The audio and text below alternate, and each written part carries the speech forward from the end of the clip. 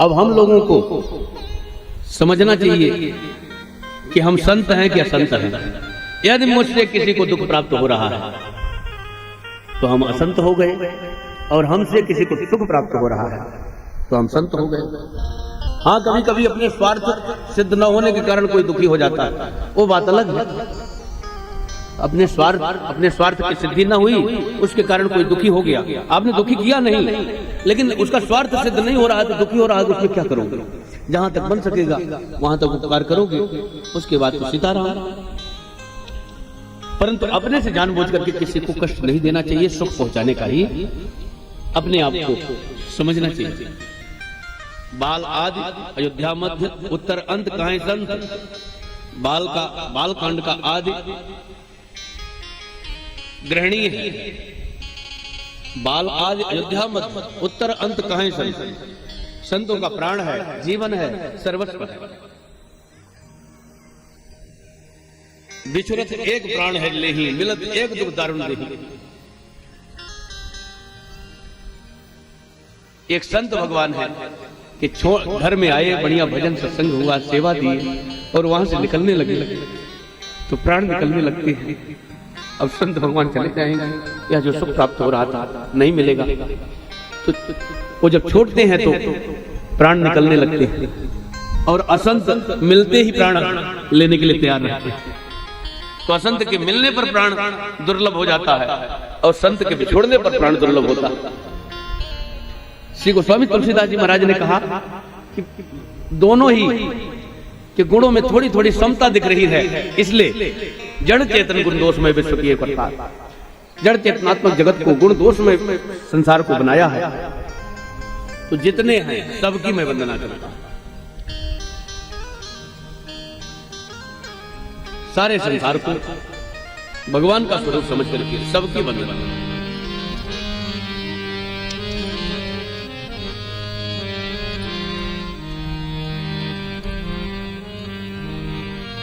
श्री राम में सब जग जानी, करो प्रणाम जोर जुग पानी। आकर 4,84,000 जात जीव जल थल नभवासी। जो भी है, जितने कीट पतंग भी हैं, उनको भी मैं प्रणाम करता हूं। गोस्वामी तुलसीदास जी महाराज ने सबको प्रणाम किया। क्यों? शरणागति में कभी सिर उठता नहीं। गोस्वामी तुलसीदास जी महाराज शरणागति घाट में बैठ करके राम कथा का वर्णन किया है। शरणागति में तो सिर झुका ही रहेगा, सदा सकुच सिर न बहु, सदैव संकुचित होकर के सिर नवा रहा। सो अनन्य जाके अतिमत रही हनुमंत, मैं सेवक राज रूप स्वामी भगवंत। मैं सेवक हूं और सारा संसार चराचर जगत सब हमारे स्वामी का स्वरूप है, ऐसा समझ करके सबको प्रणाम। इसलिए सबको प्रणाम किया, और प्रणाम करके श्री गोस्वामी तुलसीदास जी महाराज जो है वंदना के क्रम में आगे चलते हैं, और किसकी वंदना करते हैं? वंदम अवध पुरे अति पावनी, वंदम अवध पुरे अति पावनी। सरे ओ सरे कल कलोचन सावन, सरे ओ सरे कल कलोचन सावन। प्रणवामपुर नर नारी बोरी, प्रणवामपुर नर नारी बोरी। ममता जिन पर प्रभुहीन तोरी, ममता जिन पर प्रभुहीन तोरी।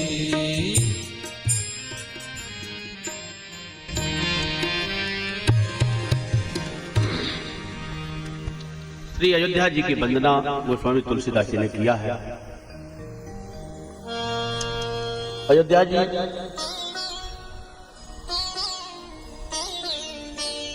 परब्रह्म परमात्मा का स्वरूप है। रामस्य नाम रूपांच लीलाधाम परात्परम, एतत् चतुष्टयम नित्यम सच्चिदानंदम अव्ययम। भगवान के नाम रूप लीलाधाम चारों ही एक तत्व है, सच्चिदानंद स्वरूप है, अव्यय यानी अविनाशी है और नित्य है। ऐसा समझ करके भगवान के समान ही भगवान की परम पावनपुरी अयोध्या धाम है, ऐसा समझ करके हम सबको प्रणाम करना चाहिए। भगवान की धाम में, नाम में, रूप में और लीला स्थली में, लीला में कोई भी अंतर नहीं है, चारों एक ही है। अयोध्या च परब्रह्म सरयू सगुण पुमान तन्निवासी जगन्नाथ सत्यम सत्यम वदाम्य हम।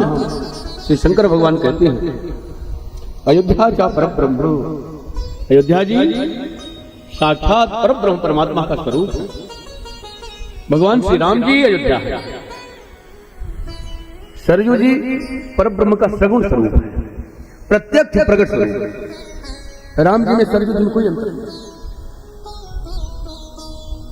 बह रही है सरयू, भगवान की नेह सरिता, भगवान का प्रेम है, सरयू जी के रूप में बह रहा है। नेत्रजा है, भगवान के नेत्र से प्रकट हुई। कितना सौभाग्य है कि हम सबको गुरुदेव भगवान की कृपा से अयोध्या धाम का कभी कभी निवास मिल जाता है, सरयू जी का जलपान मिल जाता है, दर्शन मिल जाता है। दरस परस मज्जन अरुपाना हरई पाप कह वेद पुराना। दर्शन से, स्पर्श से, स्नान से और जलपान से सारे पाप नष्ट हो जाते हैं, ऐसा वेद पुराणों ने गाया है। तो स्वामी तुलसीदास जी कहते हैं वेद पुराणों में इसका वर्णन है, किसके दर्शन, स्पर्श, स्नान और पान से समस्त प्रकार के पाप नष्ट हो जाते हैं। अयोध्या जी ऐसी महिमामय है। अयोध्या में निवास करने वाले सब प्राणी, हमारी सरकार कहती है अयोध्या धन धन अवधपुरी के कुकुर। तुलसीदास जी महाराज धन धन धन अवधपुरी के कुकुर। कुकुर माने कुत्ता, कुत्ता भी धन्य है श्री राम जी की पुरी अयोध्या धाम में निवास करने वाला। पत्तल चाट करके संतों का प्रसाद वो प्राप्त करता है। हम सबको रोज कहाँ मिलता है प्रसाद संसार में? साधु को प्रसाद पाने को कहाँ मिलता है? कितने लोगों को मिलता है रोज प्रसाद पाता है? वहां का कुत्ता भी संतों का प्रसाद रोज पाता है, सुअर भी संतों का प्रसाद पाता है, कीट पतंग भी संतों के प्रसाद पाते हैं।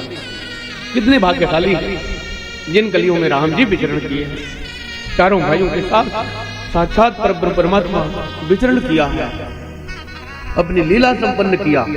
उन गलियों में कुत्ते, बैल, गाय, वृषभ, गधे, कीट पतंग सब विचरण करते हैं। वे कितने भाग्यशाली हैं। अयोध्या धाम परम पावन, सात पुरियां मोक्षदायिनी। अयोध्या, मथुरा, माया, काशी, कांची, अवंतिका, पुरी, द्वारावती चैव सप्तैते मोक्षदायका। अयोध्या जी, मथुरा जी, काशी, हरिद्वार, कांची, अवंतिकापुरी यानी उज्जैन और द्वारिकापुरी, ये सात पुरियां मोक्ष प्रदान करने वाली हैं। उसमें भी अयोध्यापुरी मस्तके, सप्तपुरी में ज्येष्ठ अयोध्या। इन सात पुरियों में सब सर्वश्रेष्ठ श्री अयोध्या जी हैं। समस्त पुरियों का मस्तक है। जैसे शरीर में सबसे उन्नत स्थान, ऊंचा स्थान मस्तक का होता है, ऐसे मोक्ष देने वाली सात पुरियां हैं, मनो भगवान का स्वरूप है। भगवान के स्वरूपों में मस्तक जो है अयोध्या जी। ऐसे अयोध्या धाम हम सब प्रणाम करते हैं और हम सबके हृदय में कामना होना चाहिए कि ऐसे परम पावन धाम श्री धाम अयोध्या का हम लोगों को मंगलमय दर्शन होता रहा है। उनका दर्शन, उनका निवास, वहां रह करके सुंदर सत्संग का रस, भक्तों का दर्शन, संतों का दर्शन, गुरुजनों का उपदेश, भगवान की भक्ति और भगवान की प्रेममयी धारा, श्री सरयू जी का स्नान, जलपान, परम सौभाग्य। जीव का जीते जी मुक्ति समझ में आ जाए तो जीव की जीते जी मुक्ति है, मर करके मुक्त नहीं होगा। अवध के बराबर नहीं भूमि कोई, बैकुंठ भी इससे शर्मा रही है। अयोध्या के समान कोई भी भूमि नहीं है, बैकुंठ भी लज्जित हो जाती है। और ये केवल ऐसा कहो कि ये साधारण कवियों की बात है, तो राम जी स्वयं कह रहे हैं।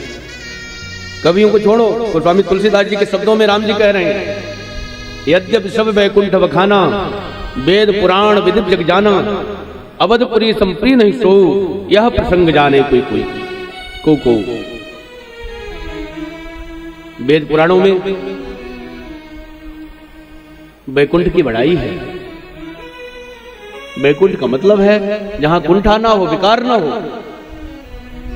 समस्त प्रकार के वृत्त स्वरूप से जो मुक्त है, विकार से मुक्त, भगवान का परम पावन धाम, यत्र गत्वा न निवर्तन्ते तद् धाम पर, इसकी सराहना वेद पुराणों में की गई है। और सारे संत इसका बखान करते हैं, वहीं जाने के लिए सारे साधन किए जाते हैं। लेकिन राम जी कहते हैं, राम जी से बड़ा कोई भी नहीं, आन राम समान राम निगम का है, यह भी वेद कहता है। राम जी के समान दूसरा कोई भी नहीं है, ऐसा वेद कहते हैं। राम जी क्या कह रहे हैं कि अयोध्या के समान वह वैकुंठ भी विजयप्रिय नहीं है, जिसकी प्रशंसा वेद शास्त्र पुराण करती है। तो हम लोगों को अयोध्या धाम के प्रति परम आकर्षण होना चाहिए, परम लगाव होना चाहिए, हृदय में तरस बनी रहना चाहिए। आशा बंदा, आशा कभी टूटे ना। हम सरयू जी का दर्शन करेंगे, स्नान करेंगे, अयोध्या का दर्शन करेंगे, ये आशा लगी रहना चाहिए।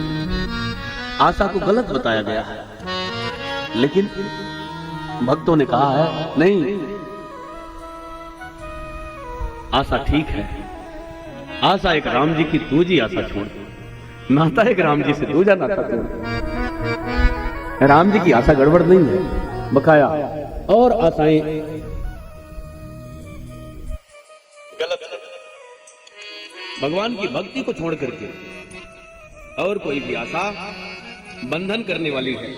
आशा ही बंधन का स्वरूप है, आशा ही बंधन है। परंतु भगवान से वो आशा जुड़ जाए तो हम मुक्ति का हेतु बन जाती है। आइए हम सब एक पद के माध्यम से ठाकुर जी से निवेदन करें कि हे नाथ, मुझे जन्म जन्म प्रभु पद कमल कबहू घटे जन्नेव, नाथ एक बार मांगो राम कृपा कर देव। आपके चरणों में प्रेम बना रहा है और आपके धाम का दर्शन होता रहे।